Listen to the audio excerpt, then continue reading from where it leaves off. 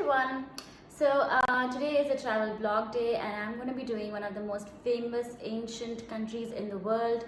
You guessed it, yes, it's Egypt. I have visited Egypt in 2008 and I stayed there for almost 3 weeks, and I've done the Nile Cruise, which is like ancient temples like Karnak, Luxor, Edfu and Komombo temples, as well as you can also see the spectacular light show at Luxor, Karnak and Edfu temples. So the most fun thing that I did over there was like a camel ride in the pyramids of Giza, which is one of the 7 wonders of the world and one of the most famous places in Cairo that people visit. It's the pyramids of Giza. Now the pyramids date back to the 4th century BC. Take a camel ride, which is like one of my favorite things that I did over there, was took a camel ride from one of those places. They had some perfume shops around the corner, and they will give you a ride to the pyramids.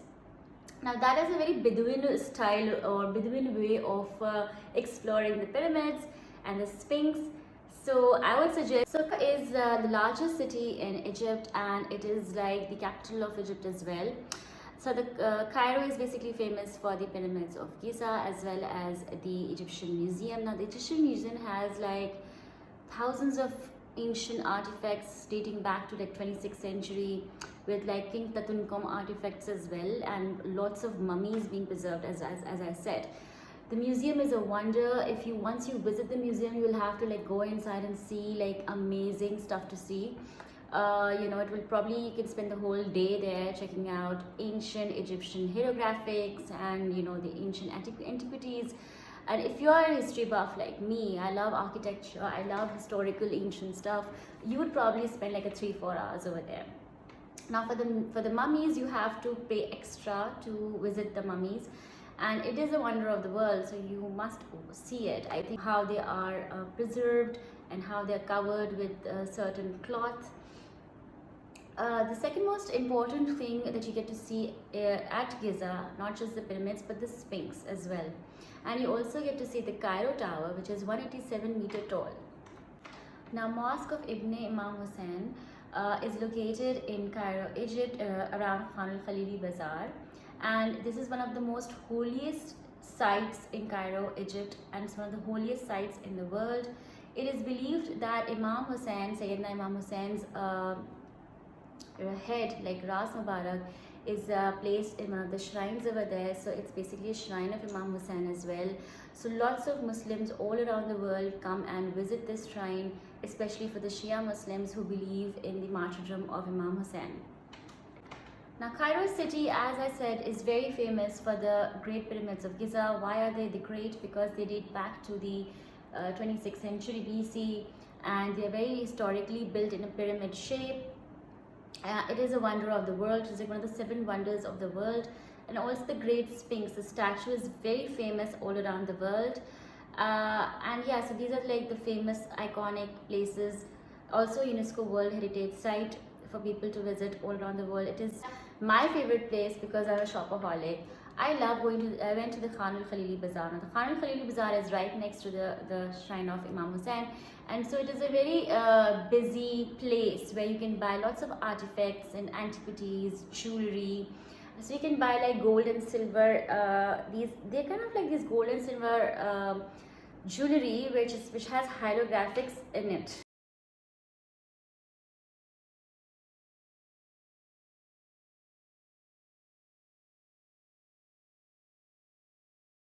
Now the cartouche pendant looks like this. This is a real gold cartouche pendant. I got it from Cairo, and it has like these hieroglyphics on it. If you can see, they're Egyptian hieroglyphics. So basically they are meant to, they were worn by pharaohs back in the days, and it was meant to keep you away from evil eye. It was supposed to bring good luck into your life. And I've been wearing it on and off, and I feel like I do feel protected with this. So I do think there's a significance to it. Also, you will find lots of other kinds of jewelry and beautiful carpets and rugs which are Egyptian as well. You can also find souvenirs of pyramids and the Sphinx, and the copper jewelry, which is very famous. I can show you some. So you do get to like buy these these copper types of keychains and then you have fridge magnets and souvenirs like that. You also have papyrus. Now papyrus is like this paper, wooden paper on which like there are paintings on it, and your name can be hieroglyphed on it. So I got a name one printed for myself, and it's beautiful. It's very different. You won't get it anywhere else in the world. So that papyrus is very beautiful, and you can get Egyptian paintings.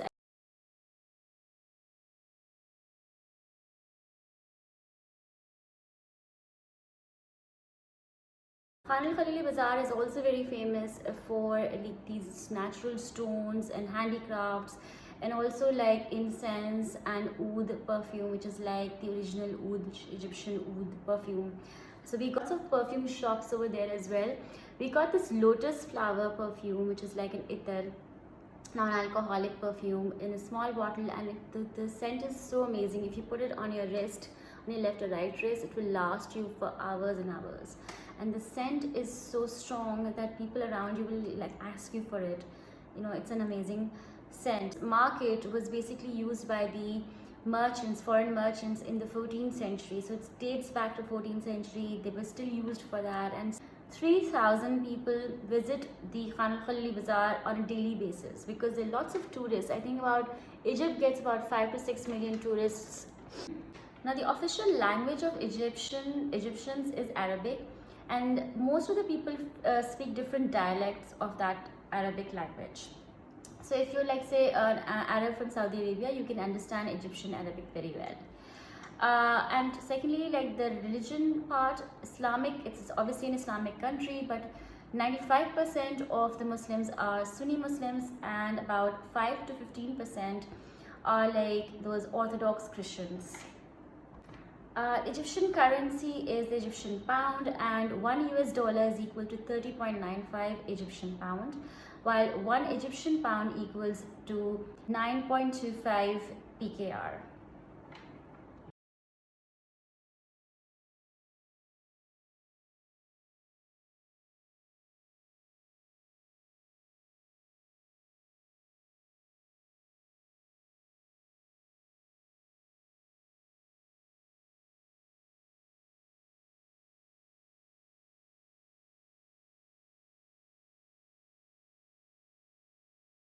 Now let's talk about the Nile Cruise. And Nile Cruise has many different categories, from day trips to 7-day and night trips to like luxury categories.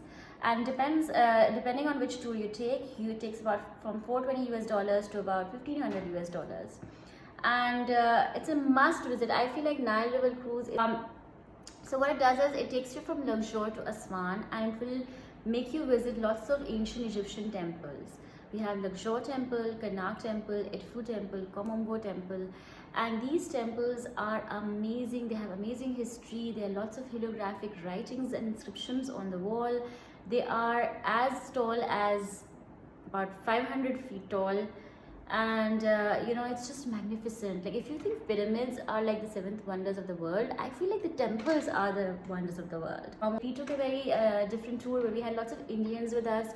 So we had like North Indian food and South Indian food both. Came like friends with this amazing family from South India, and they were so hospitable and sweet. The memories that you make in such cruises are like, there's no replacement for that.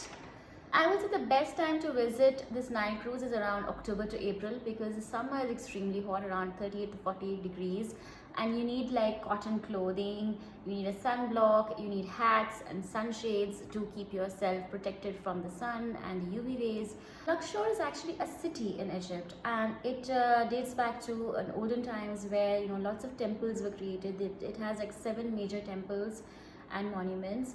And so it has Gurna, and has Ramesseum, it has Luxor and Karnak Temple on the east bank.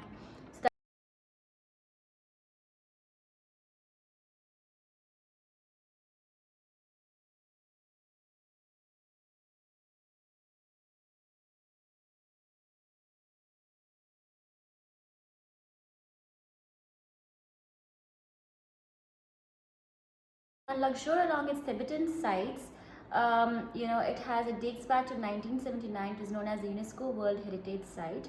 Now, even though the pyramids of Giza, they get all the glory in the world, and a lot of people only talk about the pyramids, I felt that these Thibetes and the temples, they left a deeper impression in my mind. Now, the Luxor temple is a large ancient Egyptian temple. It was built in the 1400 BC. It is located on the east of the Nile River. In Egyptian language, it is called Epitrizit, which is like the sanctuary. Luxor in the ancient times was called Thebes, and it was basically the capital of the Pharoahs. It is called the city of immortal royalty. Now, the Egyptians did believe in like worshipping thousands of gods, and so this temple, Luxor, built in 1392, it dates back to these ancient deities called Mut, Khunsu, and Amun. Now, there's a mosque built in the near the Luxor temple, and it was basically built in honor of Sheikh Yusuf Abul Hajjaj, who was a Muslim scholar and teacher, and he was basically very famous for his wisdom and piety. He was a scholar. Now, the temple of Luxor is 260-meter tall and 50-meter wide. It is like 10,000 square meters, and it has two obelisks of Ramesses II. Now, it only has one because one was moved to France in 1833. It was 25-meter long. Another very famous temple area is located near the Luxor is Karnak temple, which dates back to the same same era, and it is a UNESCO World Heritage Site. It is the most visited temple after the pyramids of Giza in Egypt. Now, Karnak temple is also known as the crescent of Amun-Re. This is the only crescent which is available to visit for other people to see. But the other crescents, Mut, Monsu, and Amun-Hattup 4, they are closed for the public. The Great Hypostyle Hall is 50,000 square feet, and it has about 134 columns arranged in 16 rows. It is located in the crescent of Amun-Re.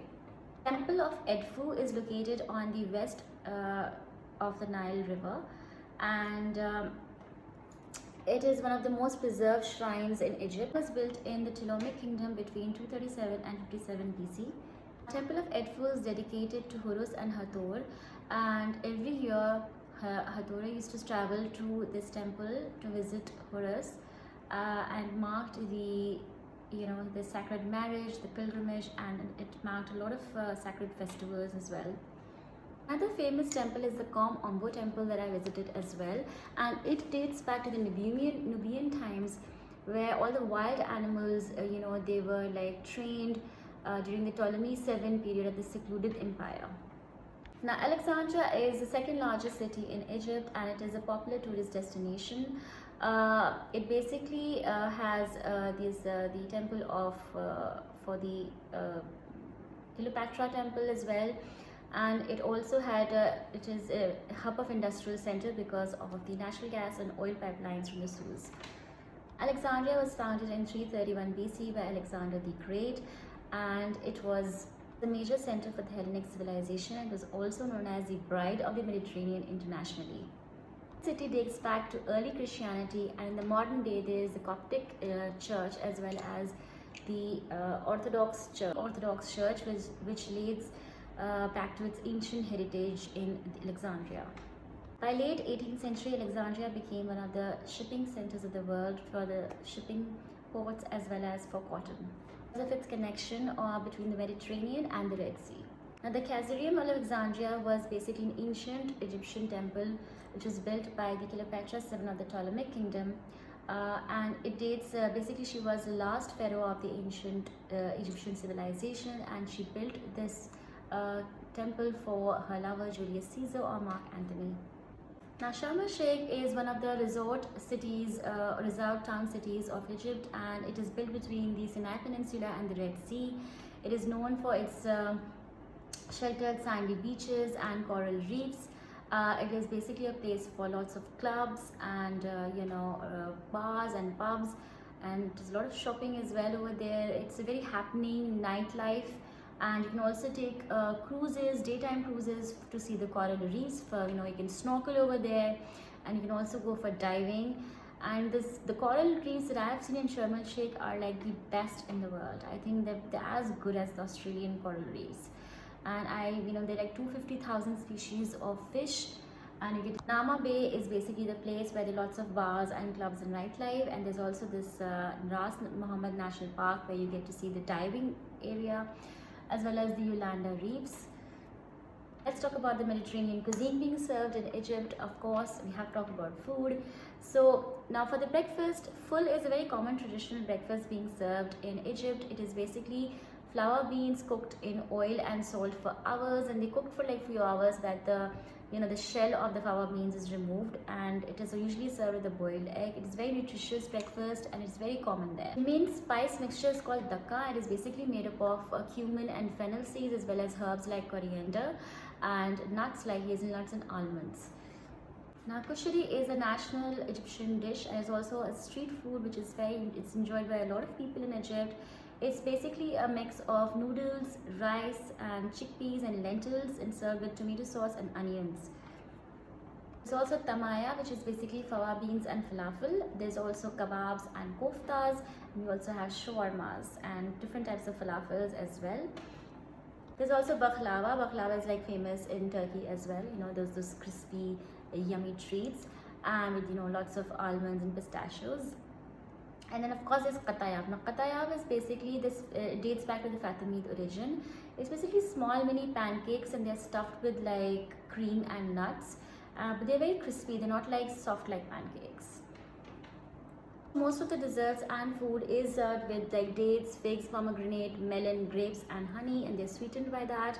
We also have certain drinks like there's this pink drink which is like made up of hibiscus plant and can be served hot and cold. It's known to like lower your blood pressure. It's called karked. We also have mint tea. They consume a lot of mint tea, and they have mango juice as well. So chatsuka and kushari. Now for the Egyptian clothing, you will see a lot of people in Cairo with scarves because it is a Muslim country, and generally the population do wear like Western wear, but it is very like limited to scarves and full length clothing with like their sleeves, the hands, arms and the legs are covered. One thing I forgot to mention is that you have to bargain with the Egyptians, especially in the bazaar, in Khan al-Khalili bazaar. Like if you are going and buying souvenirs, you have to bargain. If they're telling you a certain price, you have to make it half. Because they're very clever, the Egyptian sellers, and you have to make sure you are a foreigner in their country and you have to haggle the price. There is so much to see in Egypt with pyramids and ancient temples, the Nile River Cruise, Sharm El Sheikh with its coral reefs and snorkeling and diving destinations, as well as clubs and pubs at night. You have everything in this country. You have the history, you have the beaches, and the only thing that is left is for you to just pack up your bag, get the visa and get moving. So next week I will come with another different country and you think about different destinations from around the world. Take care.